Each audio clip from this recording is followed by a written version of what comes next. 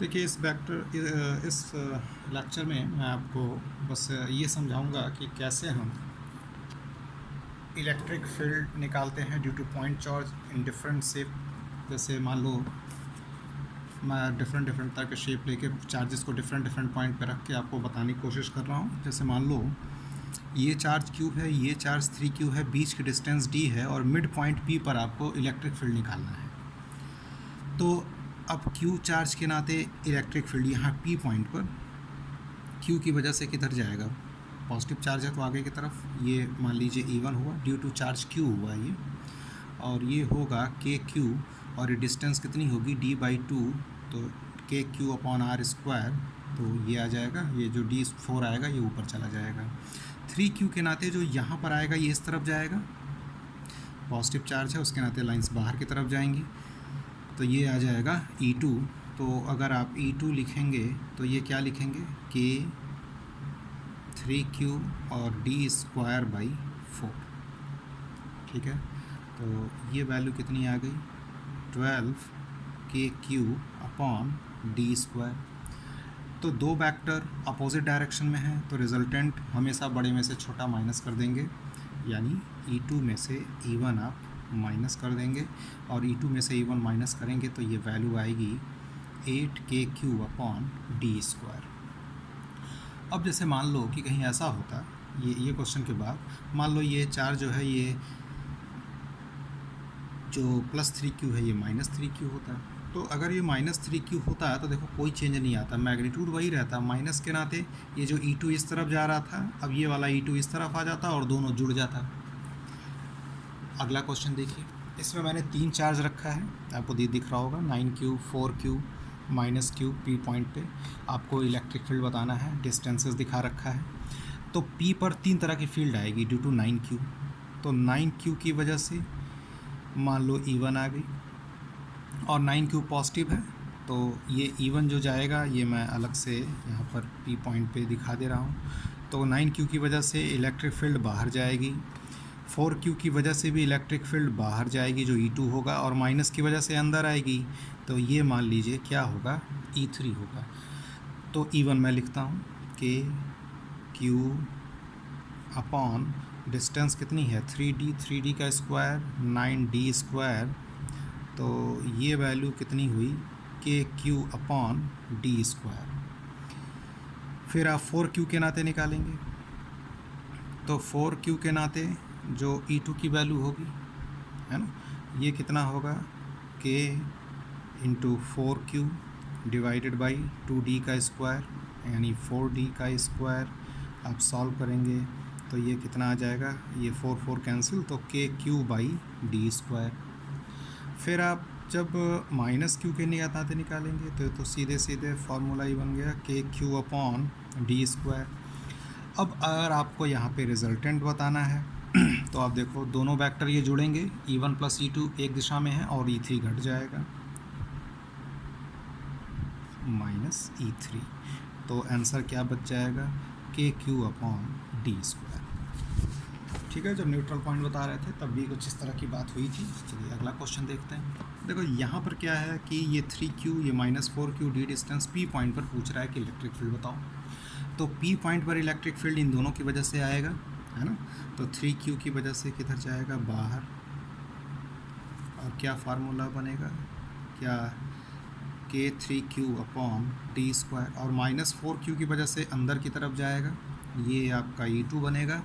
तो E2 क्या होगा, K × 4Q/D², ठीक है, K × 4Q/D², और दोनों वेक्टर के बीच का एंगल 90 है ना।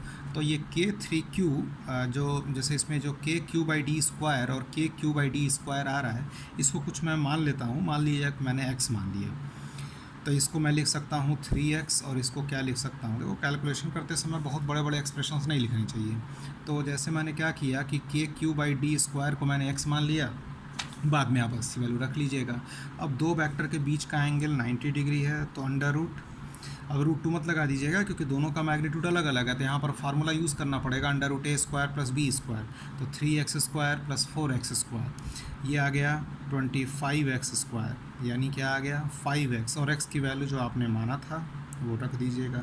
अब रिजल्टेंट देखो इधर से जाएगा और ज़्यादा किस तरफ झुकेगा, जिसका मैग्नीट्यूड ज़्यादा होगा, तो मैग्नीट्यूड ज़्यादा E2 का है, यानी रिजल्टेंट ये कुछ उधर झुकेगा। और आप एंगल निकालना चाहेंगे तो जो वेक्टर का मेथड से एंगल निकालते हैं वो निकाल सकते हैं।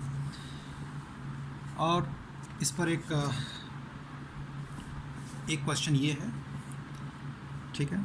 अब इस पॉइंट P पर आपको इलेक्ट्रिक फील्ड बताना है। ये डिस्टेंस √2d है, ये √2d है, तो ये डिस्टेंस जो होगा ये 2d हो जाएगा, है ना। तो देखो यहाँ पे निकालोगे तो माइनस के नाते लाइन अंदर की तरफ आएगी, ये मान लो E1, इसके नाते भी अंदर और इसके नाते बाहर, ऐसे जाएगा 3 वेक्टर। तो ये E1 मान लो, ये E2 मान लो, ये E3 मान लो। तो E1 अगर हम लिखें तो क्या लिखेंगे, K Q this distance √2d का स्क्वायर 2d², तो 2 और 2 कैंसिल, तो क्या आ गया KQ/d²।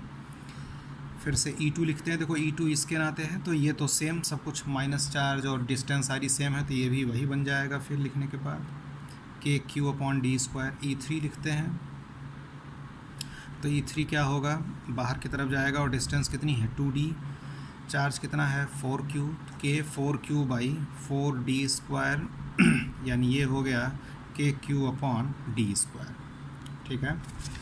और अब हम क्या करेंगे कि इसका और इसका रिजल्टेंट निकाल लेंगे। देखो ये 3 वेक्टर आ रहा है, इधर E3 आ रहा है, इस तरफ E1 आ रहा है और इस तरफ E2 आ रहा है। तो हमको E1 और E2 के बारे में देखो पता है, दोनों का मैग्नीट्यूड सेम है, बीच का एंगल 90 डिग्री है, तो इन दोनों का रिजल्टेंट बिल्कुल बीच से ऐसे जाएगा। और 2 वेक्टर का मैग्नीट्यूड सेम हो, बीच का एंगल 90 हो, तो रिजल्टेंट जो होता है वो किसी एक के आगे आप √2 लगा दीजिए। और E3 की वैल्यू तो आपने निकाला ही है, KQ/d²। अब इसमें देखो, अब वेक्टर क्या आ गया, E1 और E2 का रिजल्टेंट, मान लो ये क्या आया E4, तो रिजल्टेंट जब आप लिखेंगे तो बड़े में से, दोनों अपोजिट है ना, तो बड़े में से छोटा वाला घटा दो, तो बड़ा कौन सा है E4 है, तो E4 में से E3 आप माइनस कर दीजिए और KQ/d² कॉमन आ जाएगा और अंदर क्या बच जाएगा √2 - 1। तो इस तरीके से आप क्वेश्चंस को सॉल्व करेंगे। और एक क्वेश्चन मैं आपको इसमें दे रहा हूँ जो आप सॉल्व कर लीजिएगा। ये क्वेश्चन ये है कि एक रेगुलर हेक्सागन है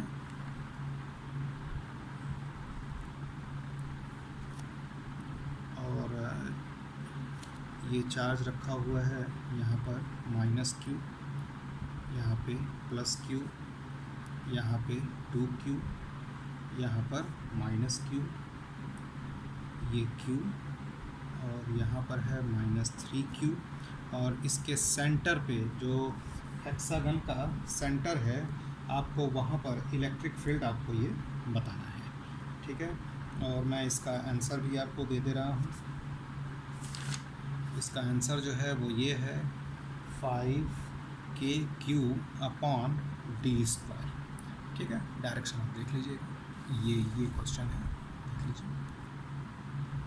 सेंटर P पे आपको बताना है, सेंटर पे जो रेगुलर हेक्सागन का सेंटर है, और लेंथ इसकी ये जो लेंथ ये d डिस्टेंस दिया हुआ है, और यहाँ पर आपको बताना है, और ये इसका आंसर है।